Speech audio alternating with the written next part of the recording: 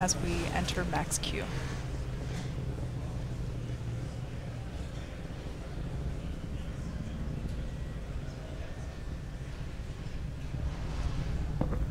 Vehicle supersonic.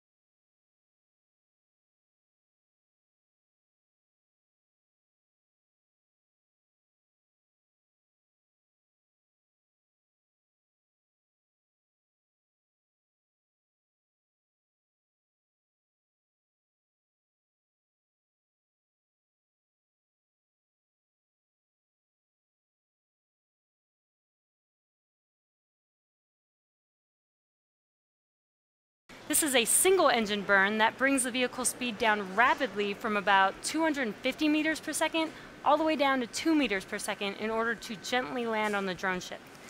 As I mentioned earlier, for this mission, first stage re-entry conditions are predicted to be the most challenging for any recovery attempt to date.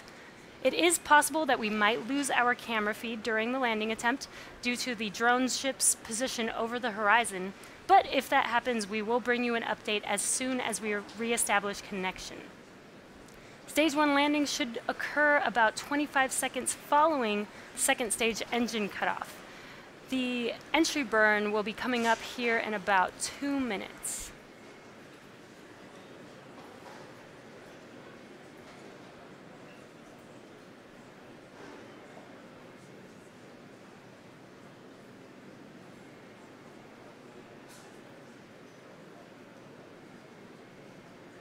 It is T plus 5 minutes and 27 seconds, and we're just under a minute until the entry burn begins. Stage 2 on nominal trajectory.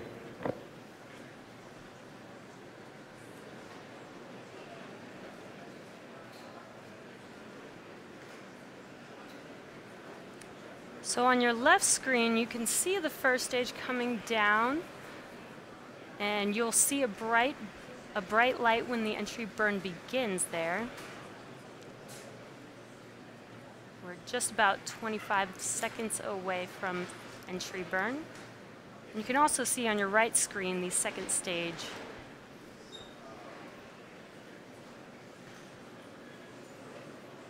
Stage 1 FTS is safe.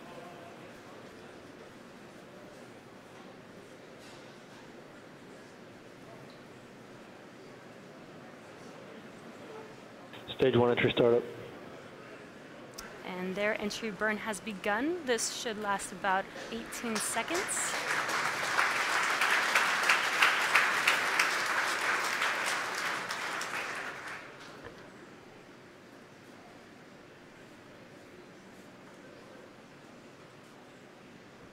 Stage 1 entry burn.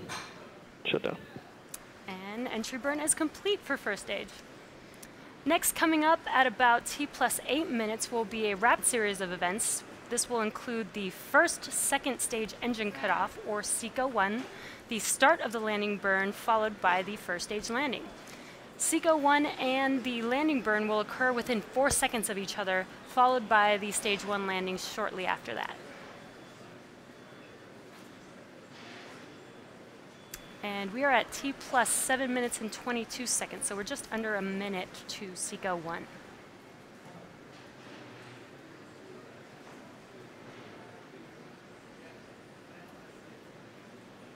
Terminal guidance.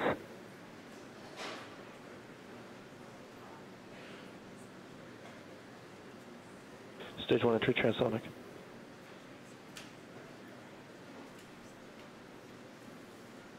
And that second stage engine is glowing bright there. When SECO-1 starts, that engine will turn off. Stage 2 FTS is safe.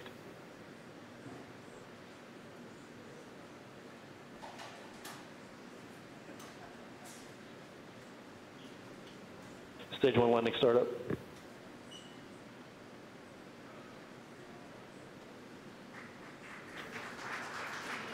We have SECO-1.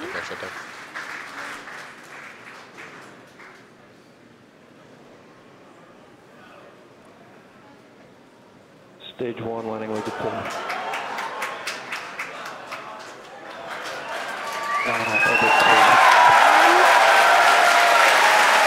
sounds like, there you go on your screen, we do have a successful first stage landing, despite the challenging conditions there.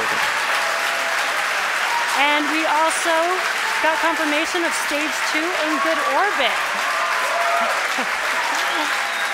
Now we are about to enter the coast phase, so we are going to take a quick break, but we will be leaving you with an animation that shows you where we are in the coast phase. We will be back at about T+26 minutes for a second stage relight and the first deployment.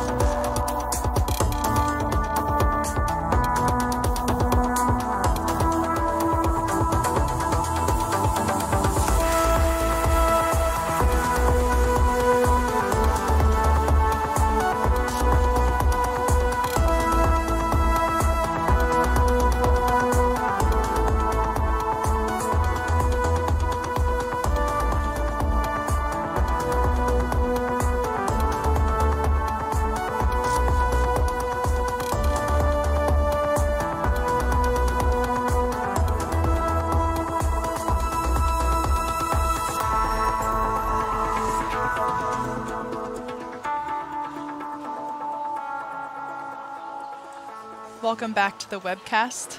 MVAC-D on our second stage has begun engine chill, and it is about to briefly reignite for the second and final burn of tonight's mission.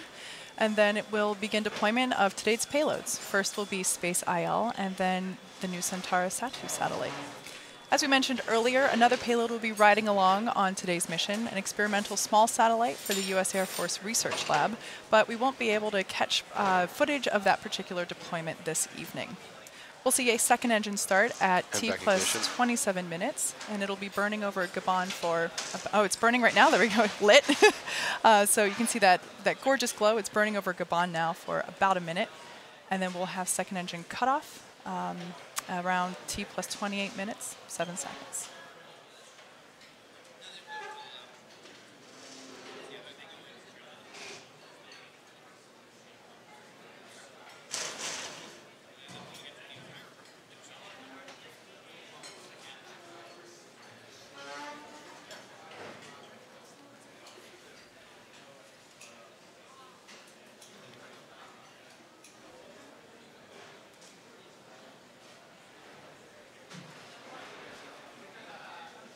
Approaching SECO 2 in 10 seconds.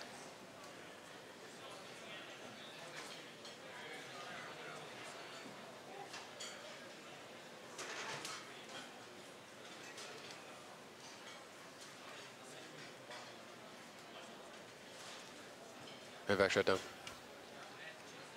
And confirmation of MVAC shutdown there as that red glow and confirmation that the MVAC shut down there as that red glow slowly begins to fade away. Now we're just going to wait till we have good orbit, and we just had confirmation that stage 2 is in a good orbit. So at this point, we'll be coasting for the next 5 minutes or so, and we will be back just after T plus 33 minutes.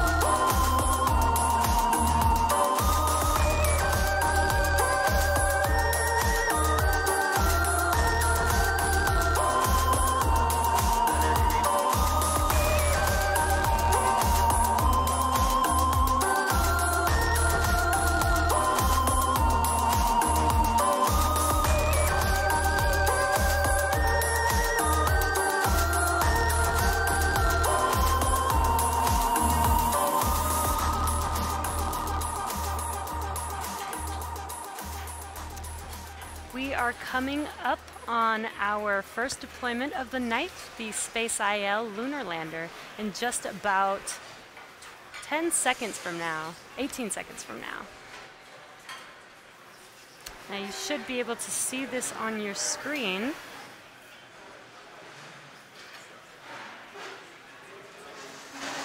SpaceIL spacecraft separation confirmed. And we've got confirmation of separation.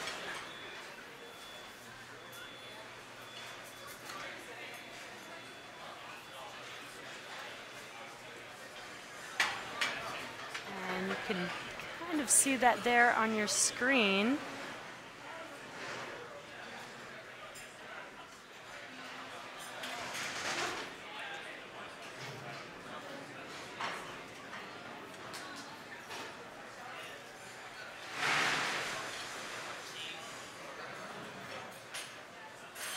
It's a little bit bright there because of the sun, so it's very difficult to see separation there, but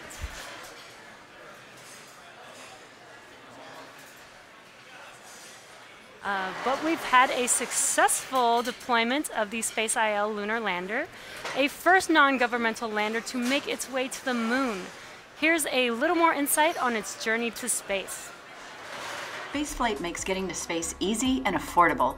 We have years of experience helping customers execute their missions, providing rideshare on nearly every launch vehicle in the world. Our team supports you through every aspect of your mission, from design and licensing to integration, launch, and deployment. We're proud to take SpaceIL on this historic mission to the moon. In the beginning,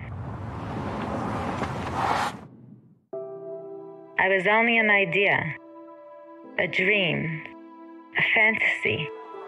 I was born in a bar to 3 fathers.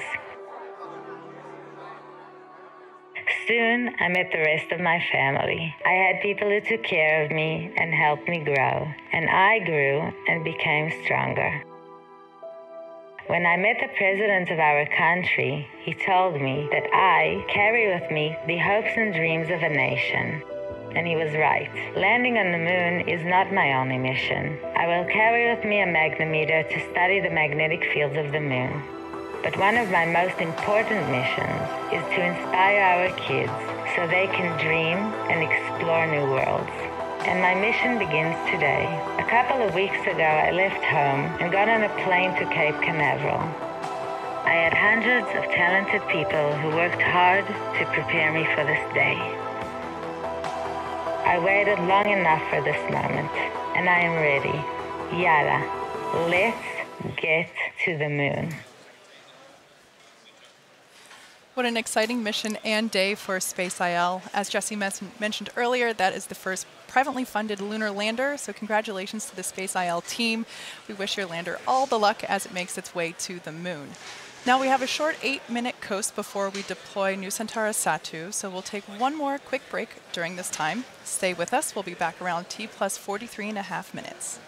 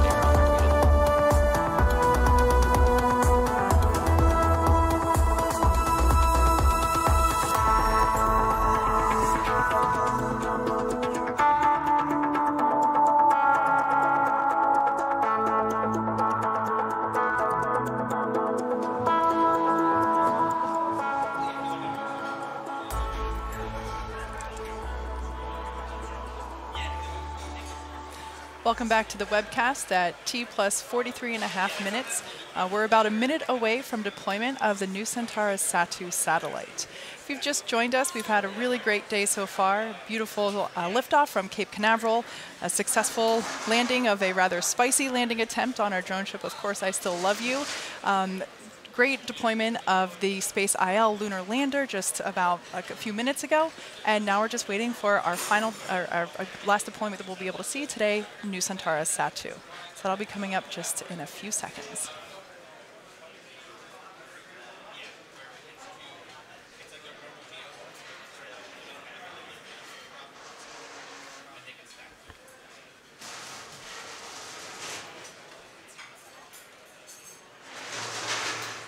Seconds away from deployment.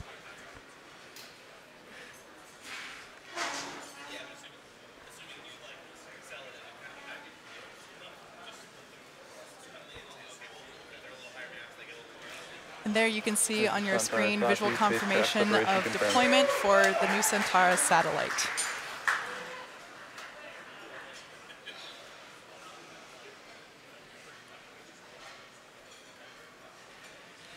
And with that, that brings our webcast to a close this evening. Thanks to SSL, PT Telecom Indonesia, SpaceIL, and Israel Aerospace Industries for entrusting us with tonight's mission. Thank you also to the 45th Space Wing for range safety and to the FAA for licensing today's launch. And we'd also like to thank all of you, our viewers, for tuning in tonight. Follow our website and social media platforms for updates on our next missions and milestones. Until next time, have a good night.